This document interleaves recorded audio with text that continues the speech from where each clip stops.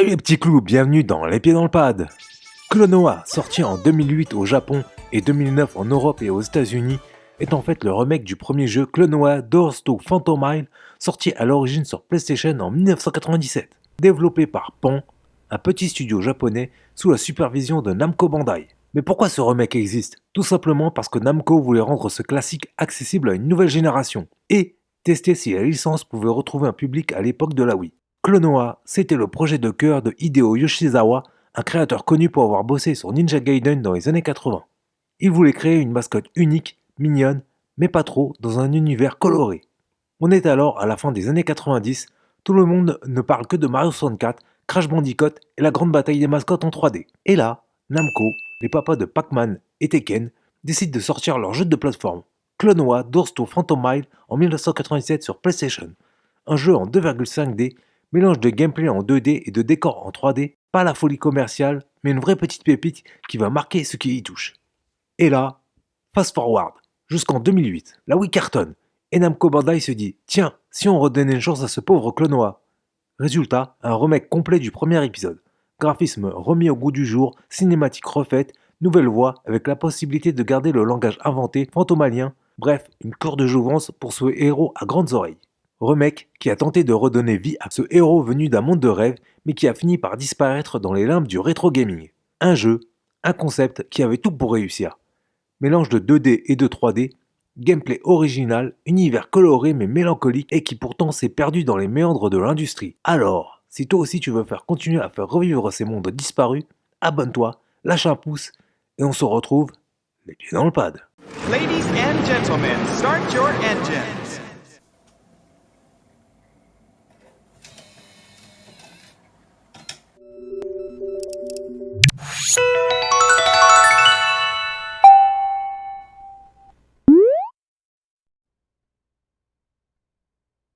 Klonoa, c'est l'histoire d'un jeune héros aux grandes oreilles qui vit tranquillement dans son village jusqu'au jour où il fait la rencontre de Yupo et d'un anneau magique. Il va se lancer dans une aventure au cœur du monde de Phantom Isle, un univers fait de rêves et de paysages enchanteurs, mais menacé par une force obscure qui cherche à s'emparer du pouvoir des songes. À première vue, c'est une aventure colorée, presque enfantine. Mais, au fil de l'aventure, le ton change. Derrière les décors chatoyants se cachent des thématiques bien plus sombres. La peur, la perte et le prix de protéger ce à quoi on tient. L'histoire réserve des moments de tendresse, de mélancolie, une histoire qui, sous ses airs innocents, dépasse de loin le simple cliché du héros partant sauver une princesse.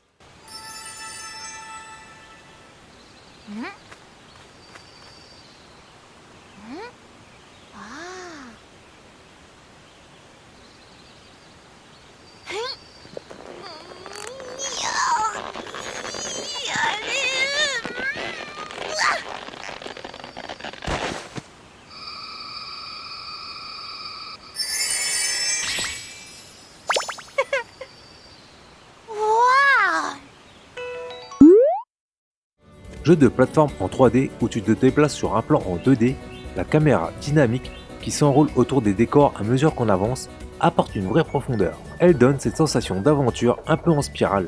Visuellement, ça donne une vraie personnalité au jeu et ça se démarquait pas mal de la concurrence. Côté maniabilité, bonne nouvelle.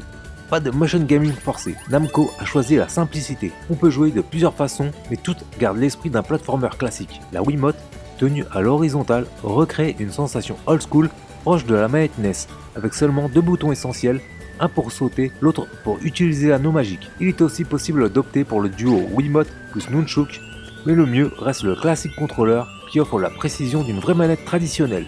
Le cœur du gameplay, lui, repose sur l'anneau magique de Klonoa. Avec, tu peux attraper les ennemis et les utiliser de différentes manières, soit pour les lancer sur d'autres adversaires, effectuer un double saut en les utilisant comme tremplin, ou soit activer des mécanismes à distance. Cette mécanique toute simple est en réalité très riche car elle sert aussi bien au combat qu'à l'exploration. Et c'est là que le jeu est malicieux. Il ne te perd pas sous des dizaines de pouvoirs, mais il exploite à fond ce concept de saisir et réutiliser. La progression se fait sur des niveaux linéaires, découpés en stages, mais avec une variété de situations qui évitent la lassitude. Plateforme mouvante, ennemis à enchaîner, mécanismes à ouvrir, il y a parfois même des embranchements. Et toujours cette caméra qui tourne pour te donner l'impression que tu explores un vrai monde en relief.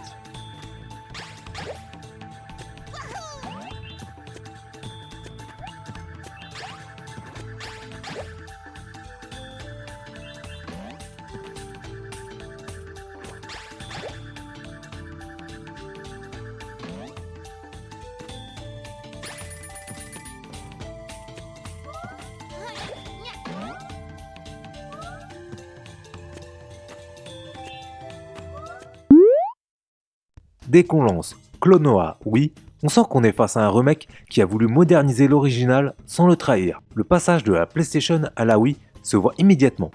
Les personnages sont plus ronds, plus colorés, avec un vrai côté cartoon. On perd peut-être un peu en charme rétro-polygonal du jeu de 1997, mais en échange, on gagne des animations fluides et des décors beaucoup plus vivants. La direction artistique joue énormément. Phantom Mile est un monde onirique fait de collines verdoyantes, de temples mystérieux et de villages flottants.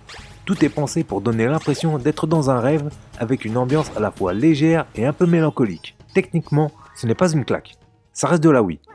Donc, texture assez simple et modélisation pas folle. Mais l'ensemble est cohérent, le jeu compense par sa direction artistique et son univers coloré qui tient encore bien aujourd'hui. チクチチクパヤムゴドーラチクチチークンゴドーラチクチクパピポはピパピプパポンツクピー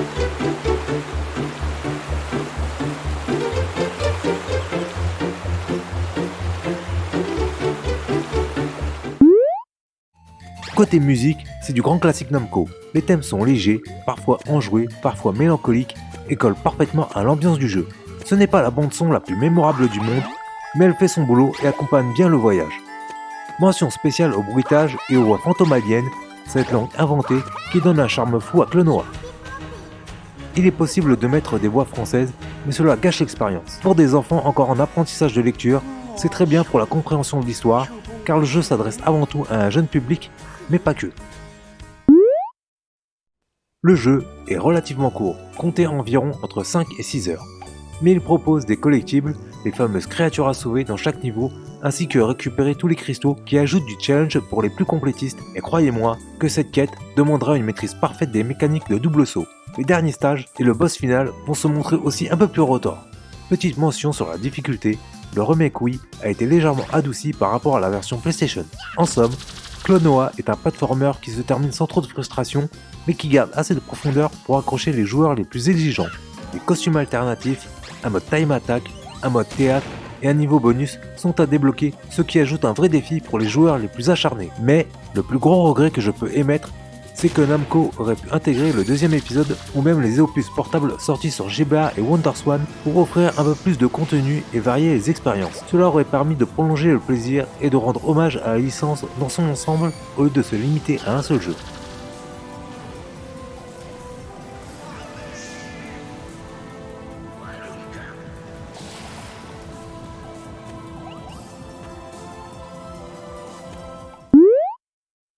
Klonoa, oui, reste un jeu charmant avec un univers unique et un gameplay efficace, mais qui souffre d'une durée de vie limitée et d'une mise en avant trop restreinte de la licence. C'est dommage, car la série avait un vrai potentiel pour séduire un public plus large et offrir plus de contenu.